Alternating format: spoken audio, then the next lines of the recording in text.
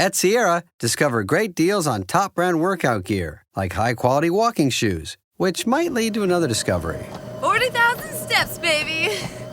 Who's on top now, Karen? You've taken the office step challenge a step too far. Don't worry, though. Sierra also has yoga gear. It might be a good place to find your zen. Discover top brands at unexpectedly low prices. Sierra, let's get moving. This episode is brought to you by State Farm. Listening to this podcast? Smart move. Being financially savvy? Smart move. Another smart move? Having State Farm help you create a competitive price when you choose to bundle home and auto. Bundling, just another way to save with the personal price plan. Like a good neighbor, State Farm is there. Prices are based on rating plans that vary by state. Coverage options are selected by the customer. Availability, amount of discounts and savings, and eligibility vary by state. Broadcasting intimate details and useless information from an undisclosed location in New York City. The Last Show with David Cooper.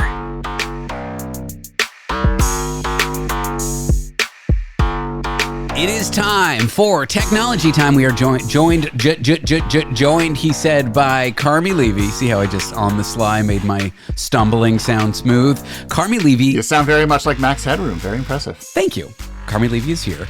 And on Monday, the internet was down. And what's so upsetting about it to me is that like one company being down can take down a lot of the internet, and companies that you never thought were associated with the company that went down. I'll stop burying the lead. Amazon's AWS Web Services went down on Monday, which sounds like this innocuous product that you would have no idea what it does, Carmi. Well, because consumers don't touch AWS. They think Amazon is a company that does online shopping, and they are, but they also have a massive division called Amazon Web Services, or AWS, that happens to be the world's biggest provider of cloud services. And so if you're, let's say you're Microsoft or your Zoom or your Venmo or your Meta, you don't want to build your own data centers. What you do is you call up Amazon and you go, hey, can I just subscribe to your cloud services? I'm going to pay you a whole lot of money, and you build the data centers. You ensure that they have power. You hire the experts to keep them up and running, and then you can kind of scale your. It's the way the industry works because it's a lot more efficient that way, which sounds great until there's an outage. Because when that one massive data center, in this case it was in West Virginia in the US, when that data center goes down because someone pressed the wrong button, every company that is that relies on this technology, they go down too. So we all woke up Monday morning and realized, oh my God, half of the internet has gone dark. And that's the problem. The internet was supposed to be this thing that was created to survive a nuclear war, yet apparently it couldn't handle one dummy at Amazon. West Virginia, Mountain Mama. One data center goes down. That was a subtle John Denver reference, by the way. I will not sing it. One data center goes down. I think one buzzword that gets said a lot by the general population who's not in computing and not in software development stuff is this quote, the cloud, as if everyone understands what it means. But all it really means is you're offloading your computer infrastructure to some random company who's going to run it on some random computer. And that's what Amazon AWS is. If I want to create an online web company that sells buttons, and I don't want to have some computer running all my software, I'll offload it to Amazon. So that's kind of what it does. But what it means is, like you said, when Amazon goes down, the internet goes down, and the internet was completely unusable on Monday. Some of the software we used to help run this show was unusable. It was a real nightmare, and consumers were upset. Well, the McDonald's app was down. The Tim Hortons app was down. So people who were ordering Big Macs in the middle of the night couldn't order their Big Macs in the middle of the night. That's what caused them to freak out. Oh, no. I mean, that is a global tragedy. I mean, that was, I'm not getting my food. I'm not getting my Starbucks. I can't pay my friends through online payment apps. And of course, my entire morning's worth of meetings, because I was using a lot of those collaboration platforms, were scuttled because the technology didn't work. It was astounding how widespread this was. And a lot of consumers were like, I have no idea what AWS is. Well, I think Monday we learned what the cloud is, and we learned that the way it's built is incredibly vulnerable to this kind of thing. It's scary to think that you can wake up and your house is literally dark. It's not just a power outage, it's a services outage. There were people with smart beds, that kind of, they can be heated, they can be cooled, and they woke up and they were either sweating or frozen because the beds were still working, but the thermostat was not controllable. So some people, the thermostat was turned way up, turned way down. We think our homes are smart. In a moment like this, they get really dumb really quickly. Wow. That's wild that smart beds were malfunctioning and overheating consumers because of an Amazon Web Services outage. It's like, first of all, why do beds need to be smart? Second of all, why do they need to be connected to some random server? Third of all, why does the company providing the service need to use Amazon? It's just infuriating. My toaster is dumb and my toaster will always be dumb.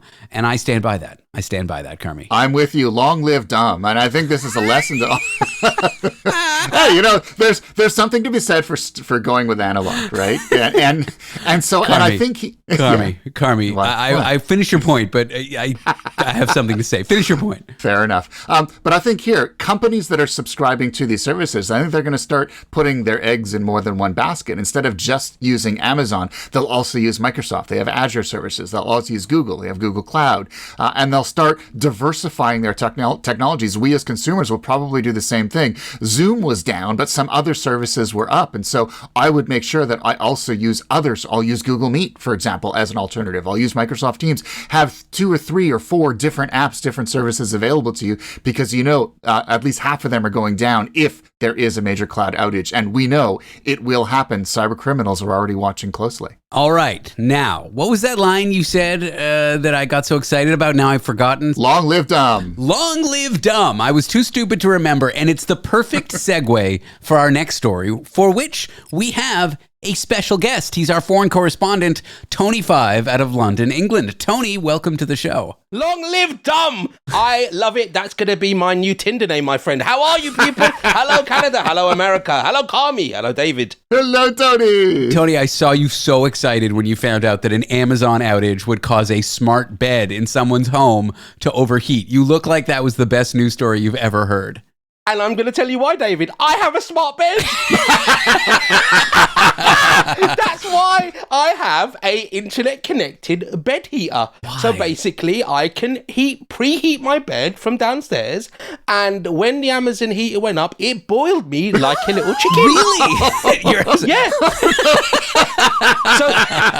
So basically, I turn it on. It's called the turbo mode. You heat it up from wherever you want. If I've got the ladies downstairs, then I heat it up so that we get, we have some mood bed atmosphere when I go upstairs.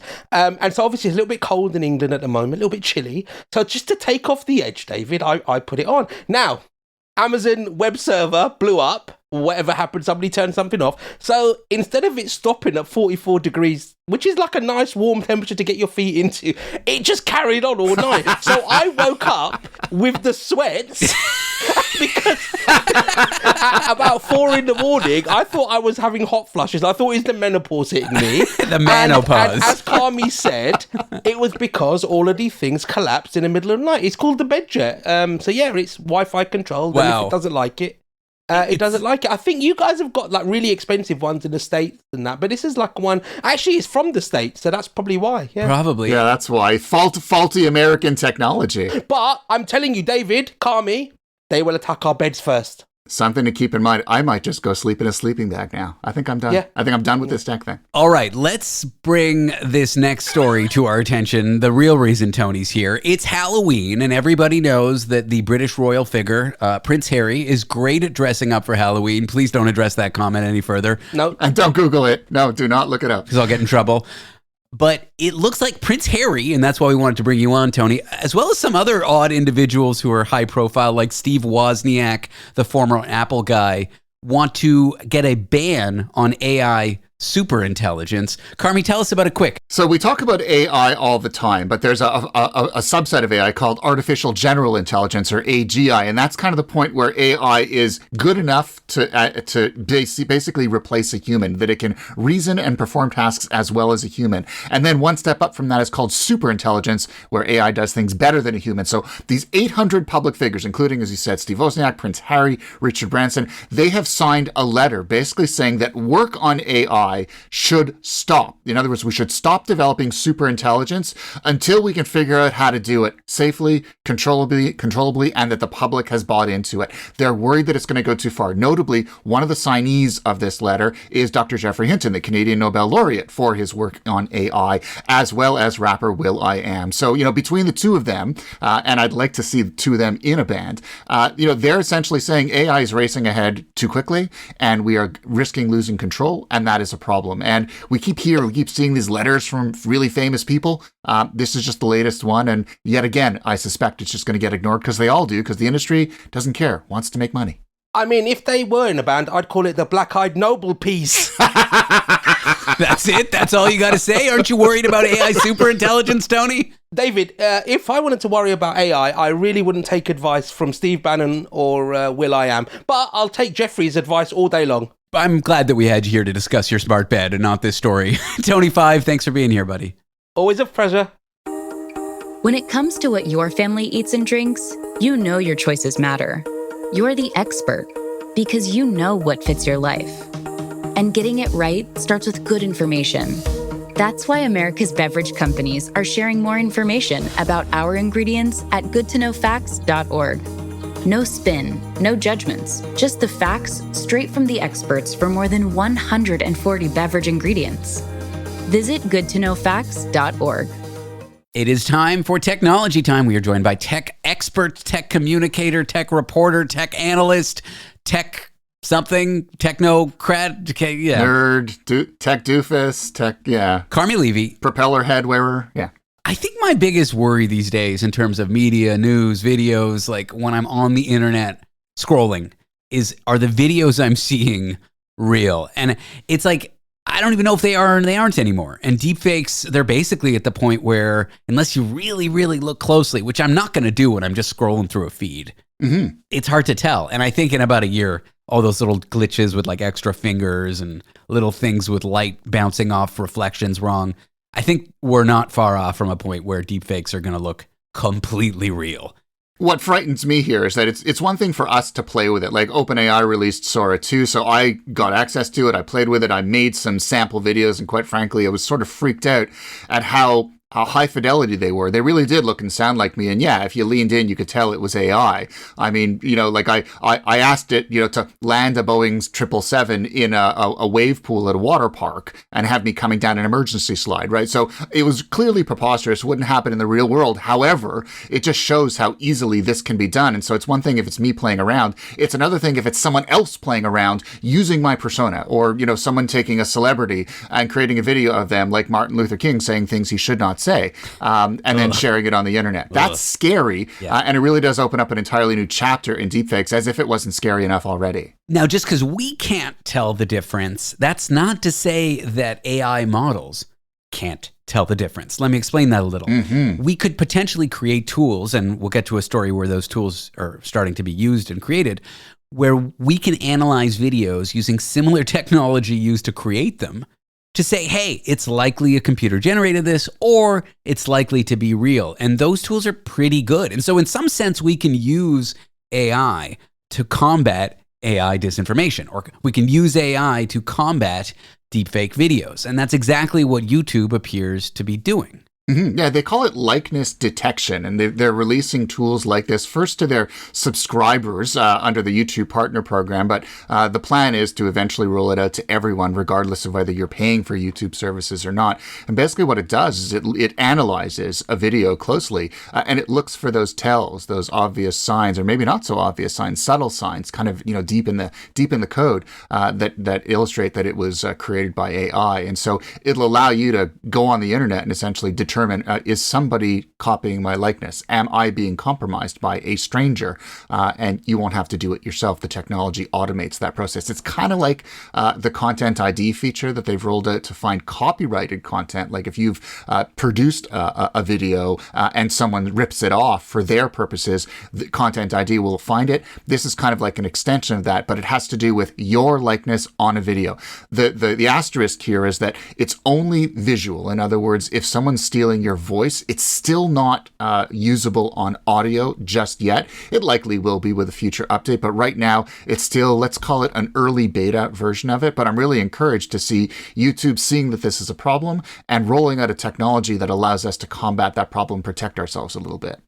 It's really interesting stuff, and I think the kind of thing we need on video sharing platforms, all of them, like every single one. Not only just, hey, your likeness ended up there, you might want to check it out, or you might want to say whether it's real or not, but also this video is likely to be AI generated or not.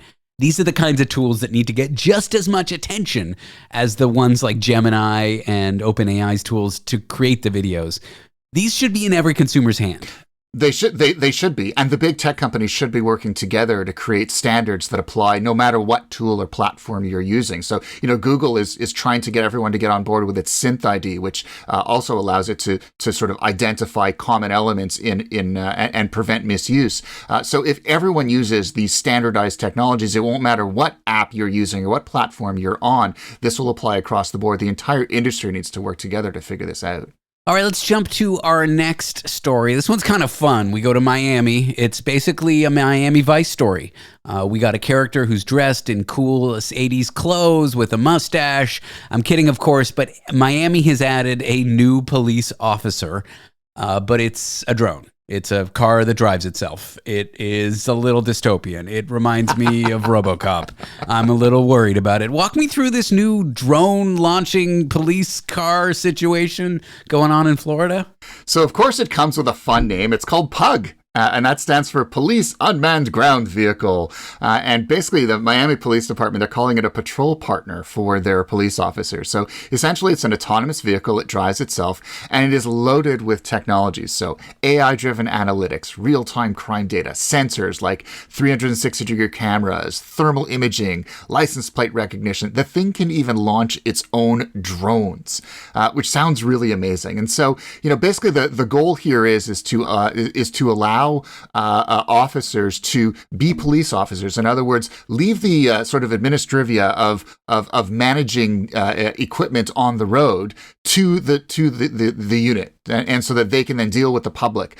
They can negotiate. They can do the soft things that technology still can't do. And so, basically, it's like they describe it as a smart, high-tech partner in the field. They don't have plans to deploy it yet, and that's interesting here. It's still fairly early. So what they're going to do, they've attached it to their PR unit, and they're going to be driving it around, having it appear at community events, and they're going to get feedback from people out and about in the public to see what they think. Is this a cool way to extend policing capabilities and to make communities safer, or is it a way of freaking us all out and ruining our privacy? You're worried about this, aren't you? You normalize police autonomous vehicle drone thingies, just to assist police officers, and once the public gets used to it, then it gives it guns, and now we got drones shooting at us, and we're living in a war zone. I don't like it. RoboCop come to life. Yeah, and that's the worry, right? Is that it opens the potential to this kind of abuse. And let's face it, not every police force is going to have the same philosophy. This technology is going to be sold to other police forces. And what if it gets hacked? But take a look at your average police car today. It already is a rolling data center. These things are stuffed with technology already. They're just controlled by police. Add AI into the mix and you're sort of moving the autonomy bar somewhat higher. So yeah, there is the potential there, but at the same time, there are a lot of communities that are not safe, and the current sort of approaches to policing that don't use AI aren't working to the degree that they should. If technology can close that gap, maybe it's worth giving a try. I don't like it. I don't trust it. I'm not into it. But I appreciate your differing opinion. I salute our autonomous cop overlords. Welcome, RoboCop. There it is. I, for one, salute our new robot overlords. Let's go to this last story here. I guess we can talk about OpenAI's new web browser, Atlas. They're hoping for like a everybody switches web browser moment, which has happened in the past, right? I remember when everyone was on Internet Explorer and then Firefox, and then everyone switched to Google Chrome. And it was like this sort of like collective consciousness. One day you wake up, you're on Netscape Navigator, and that's the normal thing to do. And the next day, everyone's on the new one. I think OpenAI is hoping to capture the web market in this kind of like viral moment. I'm not sure. They want to be the next Google. And if you think about it right now, when you use ChatGPT in a browser session, you're using it probably in Google Chrome because it is the most popular browser out there. So Google is collecting all of the data around that engagement. They're selling the ads. They're collecting all the money. And so if you own the browser, you get to set the rules. You're the gatekeeper. And so OpenAI is basically saying, you know, we've got an app, we've got a web service. Let's turn that into a browser that isn't just another Google Chrome, but it's an AI-powered browser. It's an agentic AI. It does things for you. So I set it up on my device. It's available for Macs right now, for Mac OS. It will be released for Windows and other platforms soon. Do you like it? So far, it's stunning how similar to Chrome that experience it is. What is equally stunning is that it has like an agent mode, which takes you beyond browsing. In other words, instead of you clicking on links within a browser session, you can ask it questions about the site that you're on, and it can use an agent to then go do things at your request. So essentially, it turns browsing into an automated process. It's the next generation of how we interact with the web. Carmi, what a pleasure it was having you on the show. Thanks for being here. Great being with you, David. Thanks. It's time for Technology Time with Carmi Levy concludes.